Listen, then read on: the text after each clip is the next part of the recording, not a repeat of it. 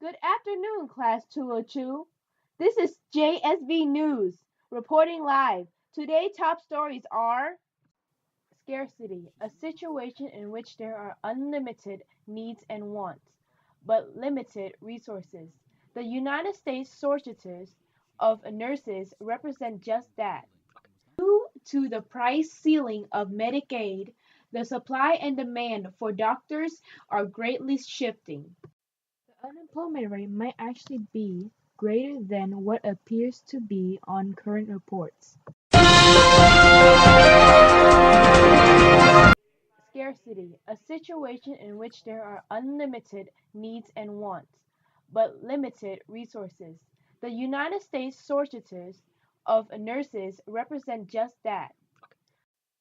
America's 3 million nurses make up the largest segment of the healthcare workforce in the United States, and nursing is currently one of the largest growing occupations in the country. Despite that growth, demand is outpacing supply. Here is a clip to show that dire situation.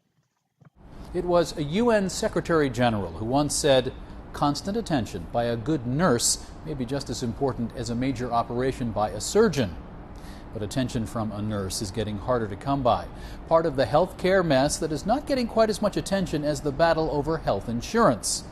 America is running 100,000 nurses short, and it's set to get a lot worse. A situation, according to statistics, that affects your chances of getting out of the hospital alive. Come with me inside a busy hospital and watch nursing problems and some nursing solutions play out.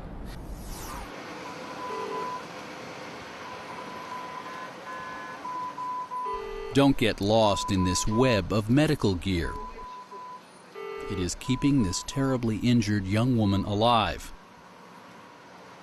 But it's all just tubes and wires without the nurse by the bedside. Hi.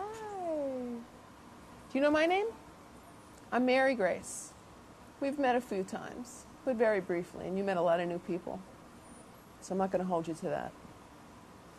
Can you lift up your arms for me? What do you think?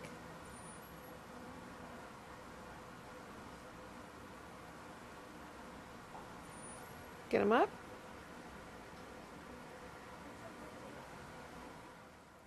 Mary Grace Savage is a veteran nurse at New York's biggest hospital, the New York Presbyterian Hospital System. She's been here for 31 years. Am I touching you now, sweetie? In this neurological intensive care bed is 25-year-old Nicole Marquez, a dancer and actress who moved to New York from Mississippi to follow a dream of someday performing on Broadway. This is Nicole before the accident that put her here. In recent months, Medicaid is accelerating the demand of doctors here in the U.S. However, due to the limited supply of doctors, the issue is becoming more drastic as we now end up with a shortage of doctors for the population. The supply and demand diagram presents a visual for the current situation. The blue supply and demand represents the previous equilibrium price for the supply and demand for doctors. However, with the current situation, there is now new supply of doctors, represented by the olive green supply curve, as well as the new demand of doctors, as shown on the diagram by the light green demand curve. The point where these two lines meet represent the new equilibrium price, one greater than the previous equilibrium price. However, to that, there is another issue with the price ceiling for Medicaid, the red line on the diagram. According to that, the point of the intersections of the price ceiling with both supply and demand curves shows the supply and demand at the price ceiling. It is clear that the demand for doctors is much greater than the supply of doctors, resulting in a shortage of doctors. Especially now with the new equilibrium price, the shortage of doctors is much greater than a shortage that would occur with the old equilibrium price. Here are news from the scene. Well, we were just at Econ Clinic, but Dr. Sari is currently not in his office. Oh, right now. right. Is that Dr. Sari? There he is. Dr. Sari. There he is. Look like we Dr. caught Sari. Dr. Sari on his daily walk at Jester Creek Trail. Sure. Hi, Dr. Sari. I have a question for you. Sure. Yes. Sure. So, what do you feel? Okay. Why don't we have a seat first? Sure. Okay. So, what do you feel about the current demand? Well, the current issue with Medicaid? Changes from state to state. Despite being a national program, it uses states' money. So in the U.S., there's about 51 different Medicaid programs, including D.C.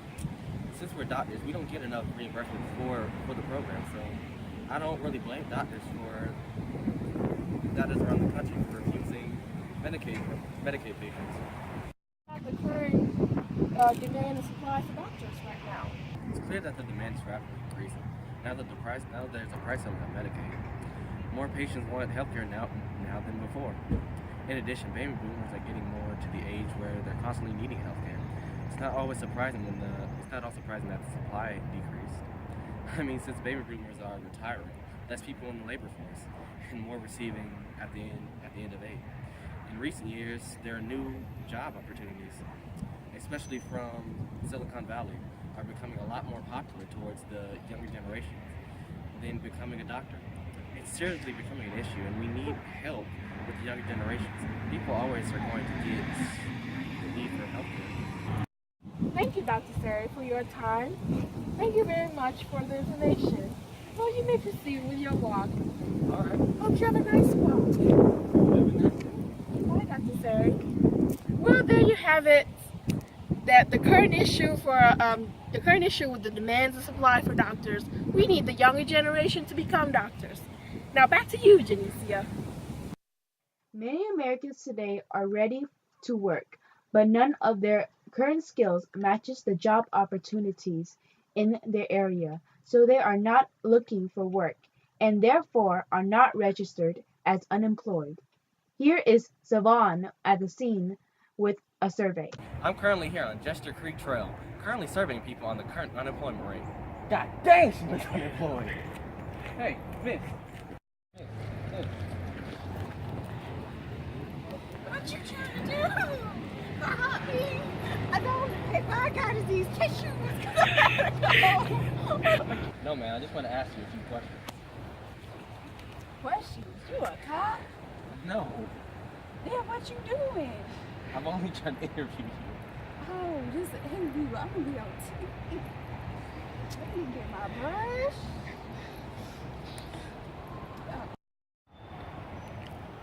I'm doing a survey for JSV News. Oh, a survey. I heard about those. You gonna give me some money? I don't know if it's going to pay, but you can still answer these questions, man. Hey, since I'm on TV, I'll answer these questions. What you need to ask? What do you think about the current unemployment rate? What you trying to say? I look like I ain't got no job? No? It's true though. Cause I ain't got no job. All the folk around me ain't got no job. Girl down the street ain't got no job. Why? Why? Well, I ain't got no job because the little lady who I went on the interview with, she said that my skills don't match the job I was looking for. Well, what are these skills? Like, I text. You're on a computer? Well, yeah, I could text on the computer too. I mean, it goes slow, but I don't make no mistakes because I can walk in all the time. Are you still looking for a job? No, I ain't looking for no job no more. I don't feel like dealing with that lady at the job search office or whatever. Ain't nobody got time for that. That line too long. But you realize you're not currently unemployed because you're not looking for a job. What you mean? I ain't got no job. That mean I'm unemployed. But you're not looking for a job. This man crazy. I ain't Well, got no you job. heard it here, folks, from Miss... Wait, It what's your don't name? matter. It don't matter. Here, folks, Back to you, Janicia. The reason why the national unemployment rate drastically understates the current unemployment rate. If this large pool of missing workers were registered as looking for work, the unemployment rate would be 7% instead of the official rate 5%. Folks, this is JSV News. Goodbye, Class 202.